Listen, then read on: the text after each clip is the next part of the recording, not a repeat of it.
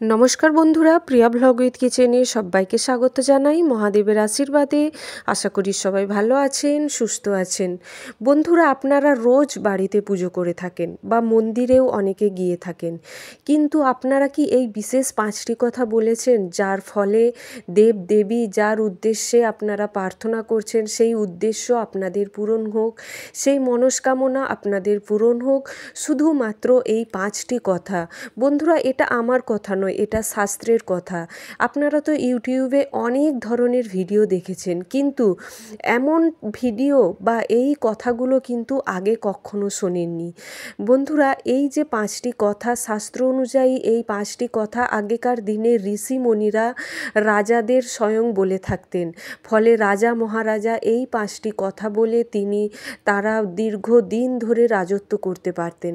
এই বিশেষ 5টি কথার এমন মাধুর্য রয়েছে বা এমন মহিমা রয়েছে যার ফলে আপনাদের জীবন পাল্টে দিতে পারে, যার ফলে আপনাদের জীবনে নেমে আসবে সুদিন, যার ফলে আপনাদের সমাজে মান সম্মান প্রতিষ্ঠিত হবে, যার ফলে আপনাদের বিগড়ে যাওয়া সন্তান আবার পুনরায় আপনাদের মনের মতো তৈরি হবে, যার ফলে আপনাদের যে কোনো কাজে বাধাপ্রাপ্ত পাচ্ছেন সেই সমস্ত কাজ থেকে আপনারা মুক্তি পাবেন বা সেই সমস্ত কাজ আপনাদের পূরণ হবে।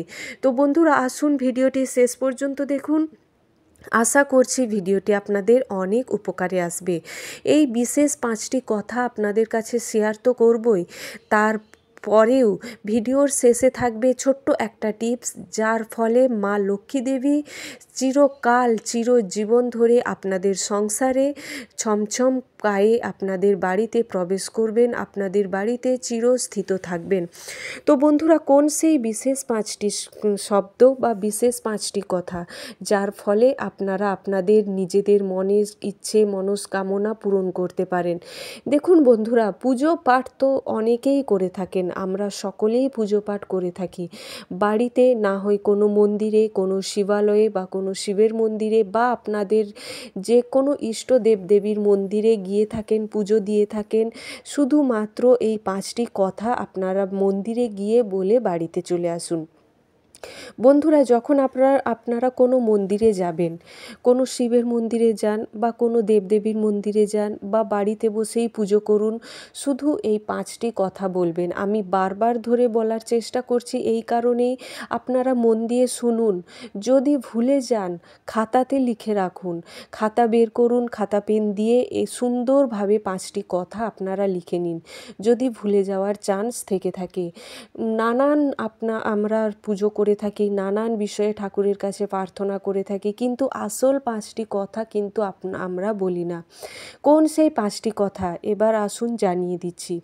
বন্ধুরা, যেই দেবদেবীর মন্দিরেই যাবেন না কেন, আপনাদের ইষ্ট দেবদেবী অর্থাৎ আপনারা যেই দেবদেবীর ভক্ত, যেই দেবদেবীর মন্দিরে গিয়ে থাকেন, অনেকেই মহাদেবের ভক্ত, মহাদেবের মন্দিরে যান, অনেকেই হনুমানজি বা বজরংবলীর ভক্ত, বজরংবলীর মন্দিরে যান, অনেকে কালী মায়ের মন্দিরে যান, অনেকে রাধাকৃষ্ণের মন্দিরে যান, অনেকে আবার লক্ষ্মীনারায়ণের মন্দিরে যান। যে যেই মন্দিরেই যান না কেন, বা মন্দিরে অনেকের এমন শারীরিক কন্ডিশন থাকে মন্দিরে যেতে পারেন না, বয়স্ক যারা বাড়িতে থাকেন তারা বাড়িতে বসেই পুজো অর্চনা করেন, তারাও বাড়িতে বসে এই কথাগুলো বলতে পারেন। কি বলবেন?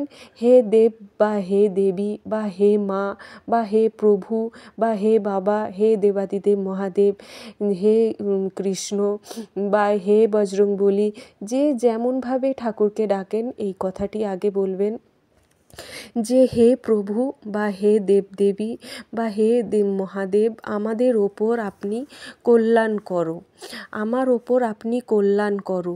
কিভাবে কল্যাণ করতে বলবেন?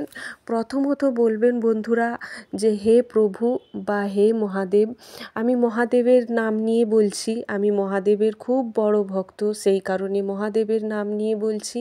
আপনারা চাইলে যে কোনো দেবদেবীর নাম নিয়ে বলতে পারেন, যে হে দেবাদিদেব মহাদেব, আমার ওপর আপনি কল্যাণ করুন বা আমাকে তুমি কল্যাণ করো বাবা। কিভাবে?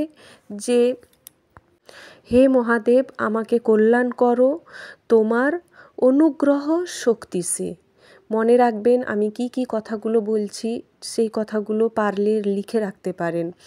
তোমার অনুগ্রহ শক্তি দিয়ে আমাকে তুমি কল্যাণ করো প্রভু। এটা হলো প্রথম কথা, অনুগ্রহ শক্তি। এই কথাগুলোর প্রত্যেকটি মানে রয়েছে। মানে বলতে গেলে ভিডিও অনেক লং হয়ে যাবে, আমি শুধু মেন কথাগুলো বলছি, আপনারা খাতায় নোট করে রাখতে পারেন। হে দেবাদিদেব মহাদেব, আমার কল্যাণ করো তোমার অনুগ্রহ শক্তি দিয়ে। দ্বিতীয় হলো বন্ধুরা যে হে দেবাদিদেব মহাদেব, আমাকে কল্যাণ করো তুমি তোমার তিরোধান শক্তি দিয়ে। কথাগুলো মনে রাখবেন, অনুগ্রহ শক্তি, দ্বিতীয় হলো তিরোধান শক্তি। তারপর হে দেবাদিদেব মহাদেব, আমাকে কল্যাণ করো তুমি তোমার ক্রিয়া শক্তি দিয়ে। তারপরেই বলবেন হে দেবাদিদেব মহাদেব, আমাকে কল্যাণ করো তুমি তোমার জ্ঞান শক্তি দিয়ে। তারপরে 5 নাম্বার যে কথাটা হলো তা হলো হে দেবাদিদেব মহাদেব, আমাকে কল্যাণ করো তুমি তোমার ইচ্ছা শক্তি দিয়ে। প্রথমেই আছে অনুগ্রহ শক্তি, তিরোধান শক্তি, ক্রিয়া শক্তি, জ্ঞান শক্তি, ইচ্ছা শক্তি। এই 5টি শক্তি যখনই আপনি আপনার উপর বা আপনার কল্যাণের জন্য করতে বলবেন, তার মানে আপনার সমস্ত দায় ভার আপনি আপনার ইষ্টদেব বা ইষ্টদেবীর ওপর সঁপে দিচ্ছেন। আপনার ভালো হোক খারাপ হোক সব কিছুর দায়ভার নেবেন আপনার ইষ্টদেব বা ইষ্টদেবী। এই 5টি কথা আগেকার দিনে ঋষিমণিরা বড় বড় রাজা মহারাজদের বলতেন। বন্ধুরা, আমি খুব বড় একজনের ভক্ত, যার প্রত্যেকটি ইউটিউবের কথা নিজে আগে ফলো করি, তারপর আমি আপনাদের কাছে শেয়ার করি। আমি নামটা এখানে বলতে পারলাম না, তার জন্য আমি আমার যে গুরু তার কাছেও ক্ষমা প্রার্থী হয়ে নিচ্ছি। আপনারা অবশ্যই এই 5টি কথা যে কোনো মন্দিরেই যান না কেন, যে বাড়িতে বসেই পুজো করেন না কেন, এই 5টা কথা আপনারা কিন্তু বলতে ভুলবেন না। প্রত্যেক দিন সকাল বিকেল এই 5টি কথা টানা 41 দিন বলুন। এরপর দেখুন আপনাদের জীবনে কি বড় পরিবর্তন আসে। আপনারা মানে বিশ্বাস করতে পারবেন না, ভাবতে পারবেন না বন্ধুরা। করে দেখুন, মাত্র 41 ডেজ, মাত্র 41 দিনে আপনারা আপনাদের সমস্ত কিছু চেঞ্জিং আপনারা লক্ষ্য করতে পারবেন। এরপরেই আসি, আমি আগেও বলেছি ভিডিওর শেষে, প্রত্যেক দিন ভিডিওর শেষে ছোট্ট করে টিপস একটা আমি শেয়ার করে থাকি, যার ফলে আপনারা মা লক্ষ্মীর কৃপায় সারা জীবন সুখে স্বাচ্ছন্দ্যে স্বামী স্ত্রী সংসারের প্রত্যেকটি সদস্যদের মধ্যে মিল মিশে থাকতে পারবেন। কি করবেন? এটা প্রত্যেক শুক্রবার আপনাদের করতে হবে। কি করতে হবে বন্ধুরা? শুক্রবার দিন রাত্রে যখন ঘুমোতে যাচ্ছেন, বিছানায় উঠবেন, সেই মুহূর্তে হাত পা পরিষ্কার করে ধুয়ে বিছানায় উঠবেন। বিছানায় সাথে কি রাখবেন? গোলাপের যে আতর হয় বা পারফিউম, দুটোর মধ্যে যে কোনো একটি আপনারা নেবেন। নিয়ে কি করবেন বন্ধুরা? এই যে দুটো জিনিসের মধ্যে যে কোনো একটা, হয় পারফিউম না হলে গোলাপের আতর, এই দুটো জিনিস নিয়ে বিছানায় উঠবেন। তারপর আপনারা এটা যদি বাড়ির মহিলারা করে থাকেন, বাড়ির মহিলা পুরুষ উভয়েই করতে পারেন, দাম্পত্য জীবন সুখময় হবে, সুখের হবে। কি করবেন? আপনারা আপনাদের পায়ের তালুতে একটু করে যে গোলাপের আতর বা পারফিউম বা স্প্রে আপনারা লাগিয়ে ঘুমিয়ে যান। তারপর পায়ের চেটোতে বা তালুতে হালকা করে একটু ম্যাসেজ করে নিন।